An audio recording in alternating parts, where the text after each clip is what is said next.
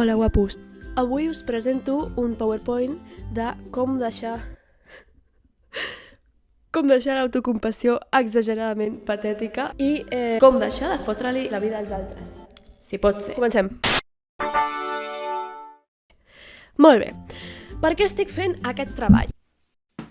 L'autovictimització no és la solució als teus problemes, Patrícia. O sigui, això és així. Estic cansada de veure la gent autovictimitzant-se. Ai, tinc aquest problema. Ai, no, el meu és pitjor. Mira, ves a prendre pel cul. Tots tenim merdes de les que preocupar-nos a les nostres vides. No tots tenim una vida de merda, però tots tenim merda a la nostra vida. I això és així, vale? Si no m'has entès, ara m'entendràs millor. Us posaré un exemple molt senzill, molt clar i que flipareu una mica.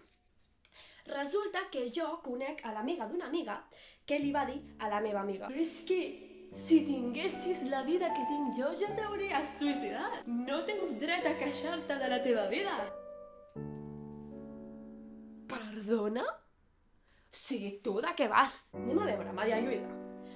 La vida no és un concurs per veure qui ho ha passat pitjor. Vale? Perdona per no tindre una vida pitjor que la teva, Minerva, però jo també tinc dret a queixar-me de coses. D'igual manera que tots hem de valorar les coses que tenim. Però això ja dona per un altre vídeo sencer. En cap cas tens dret a menysprear els problemes dels altres, per molt que tu tinguis els teus propis problemes, i molt menys tens dret a menysprear els seus sentiments cap als seus propis problemes que tu no estàs vivint en primera persona, Patrícia. O sigui, tu no tens ni idea de com ho està passant aquella persona. Pots empatitzar si és que fossis una persona empàtica, que no és el cas, perquè clarament no ets empàtic si estàs denegant els sentiments als altres. O sigui, calla. O sigui, en conclusió, para de comparar-te. Para de comparar-te, perquè tu no pots agafar a una persona i dir la meva vida és pitjor que la teva. Vale, te doy un Òscar, doy un puto premi Gaudí perquè la teva vida és pitjor que la meva. No aconseguiràs res així. Posa putes solucions als teus putos problemes i deixa de donar-me la tabarra. Com no sé la Patrícia? Pas 1. Detecció de problemes. Normalment, les persones com la Patrícia són persones que han tingut problemes a nivell interpersonal amb moltes persones diferents. Això què vol dir? Què ens hem de plantejar? Que hi ha un factor comú i que, bàsicament, potser, carinyo, el problema ets tu. It's me, hi, I'm the problem, it's me. Sap greu. Llavors, seguint amb la detecció de problemes, potser hauries de pensar: tinc problemes per resoldre? Tinc problemes pendents per resoldre amb algú o amb algú? Segurament la resposta és afirmativa.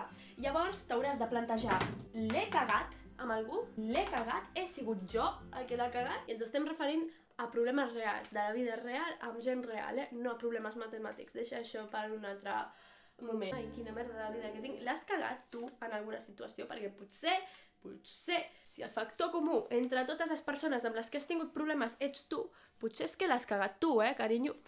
No ho sé, és una idea, és una hipòtesi.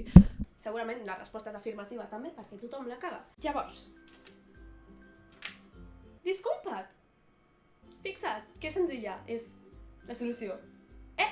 És tan fàcil com puto disculpar-te. És que no hi ha més. Hem de reconèixer les nostres actituds negatives que havíem tingut amb altres persones i no passa absolutament res. És normal, tothom s'equivoca, però, disculpa't, no és tan complicat. Si no et vols disculpar, com a mínim, comunica't. La comunicació és la base de les relacions interpersonals. Sempre. Comunica't amb la gent, sense ensorrar-los, si pot ser. I a més, així, t'acabaràs sentint molt més alliberat, perquè et treus un pes de sobre. Tu estàs allà amb l'estilla. Ai, mare meva, quina vida més horrible que tinc. Però no fots res per solucionar-ho, doncs et treus un pes de sobre i et comuniques amb la gent amb la que tens els problemes. Acabes alleujat. Et treus allò que et remou, ho treus, perquè ho estàs comunicant, estàs fent saber a l'altra part, persones, etc., com t'estan fent sentir. I això és fonamental, això és el ABC de l'educació emocional, per si no ho sabies. Si no et comuniques, doncs acabaràs autocomparint-te pel resto de tus dies, carinyo, fes alguna cosa. Llavors, un cop tenim la detecció de problemes finalitzada, anem al següent pas, que és la resolució d'aquests problemes. Comunicació. Com fem aquesta comunicació? Doncs escoltem a l'altra persona, no pugem el to de veu, no interrompim I no insultem, si em dius puta per haver-te deixat, no hi ha consens al que arribar. Però és que això, senyores i senyors, és el bare minimum. Això et porta a un terme general, que és la assertivitat. La assertivitat no només es fa servir quan resolem conflictes amb persones, sinó que es fa servir sempre que ens dirigem a algú. No em pots cridar enmig del carrer, Gregorio. O sigui, quina vergonya anar amb tu pel carrer. Calla!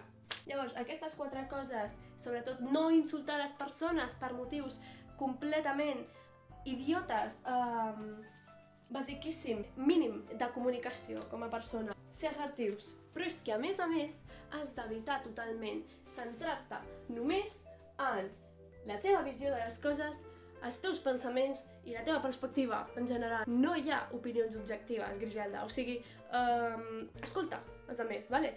Obre't a intentar comprendre què és el que li passa a l'altra part, perquè tu no sempre tens la raó, ningú té sempre la raó, perquè si no, repeles a la gente i ni se solucionen les coses amb ningú i només faràs que tenir problema amb tothom que et trobis a la vida. Després et vas queixant, és que ja on vaig, és que la gent m'odia. Calla't un mes, o sigui, intenta fotre la solució a les coses, no et queixis tant, hòstia, que l'univers no s'ha posat d'acord per fotre't a tu, que l'ésser humà ja és lo suficientment egocèntric com perquè tu ho siguis més encara, o sigui, calla. Soluciona les coses amb la gent, hòstia. Arribaríem a l'última fase. Tips per evitar l'autocompassió excessiva. Una cosa que jo recomano molt. Desfoga't amb la música. Jo soc molt fan de la Taylor, per si no ho sabies. Jo crido les seves cançons a ple pulmó cada dia de la meva vida perquè amb 3 de cada 5 em sento identificada i no em passa amb mi només. Recomanadíssima la Taylor Swift, de veritat, reina del món. I perquè jo digui això, sent republicana, imagina't. Qui diu música, diu dibuix i diu escriptura. El que necessites és una via per deixar anar els teus sentiments. Si no és escoltant música, és dibuixant o escrivint, que és una via creativa per deixar anar el que et sents. Vale? O escrius i et desfogues, o dibuixes i expresses el que et passa gràficament. Què et fa pal? Considera buscar un psicòleg. Li pagues a algú perquè t'escolti. Això sí, ha de ser un psicòleg bo, no un psicòleg que et doni la raó en tot el que dius, perquè, cony, això no serveix de res. O sigui, estàs perdent 50 euros a la setmana.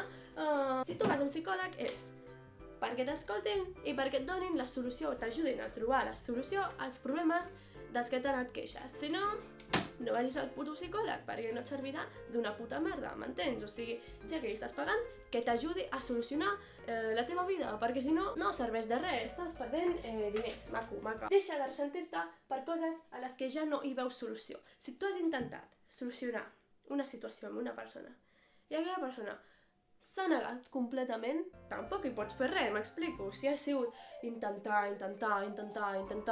i tu veus que aquella persona està tancada en banda, què has de fotre? No pots fotre res. Tu saps què has fet, el que has pogut, de bon cor, doncs ja està. I deixa de preocupar-te excessivament per coses que tu no pots solucionar. Jo, d'un temps cap aquí, li he agafat una fòbia inexplicable a la mort i em venen pensaments recurrents sobre la mort amb molta freqüència. El que estic intentant fer és treballar amb mi mateixa perquè em deixi de fer tanta por al pensament sobre la mort. Jo no puc buscar la immortalitat. No és una solució que estigui al meu abast, com bé podeu comprendre. No soy un vampiro. Tant de bo ser la Bella de Crepúsculo, però no és el cas.